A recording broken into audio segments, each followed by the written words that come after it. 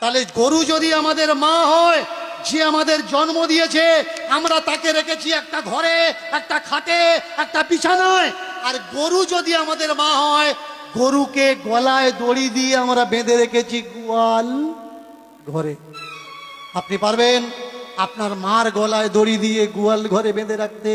পারবেন না। মাকে মা বলছেন, কিন্তু কর্তব্যের সময় গলায় দড়ি বেঁধে তাকে গোয়াল ঘরে রেখে দিচ্ছেন।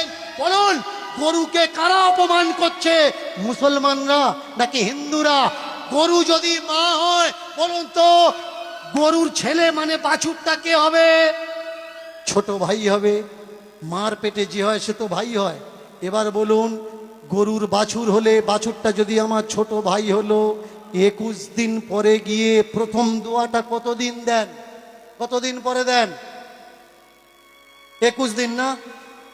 তাহলে আপনার মা যদি আপনার ছোট ভাইকে জন্ম দিত, 21 দিন পরে আপনার ছোট ভাইয়ের গলায় দড়ি দিয়ে পাশে বেঁধে রেখে আপনার মায়ের জননীর গর্ভধারিণীর দুধ দুয়ে বিক্রি করতে পারতেন? আমাকে বলবেন না যে আমি হিন্দু ধর্মের অপমান করছি। আমি প্রশ্ন করছি, আমি জানি না, আমি অবোধ শিশু।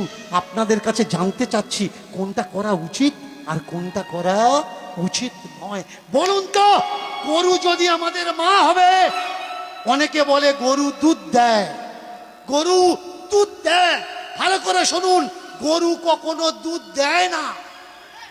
বাছুরকে বেঁধে, গরুকে বেঁধে আমরা দুধ বের করে নিই।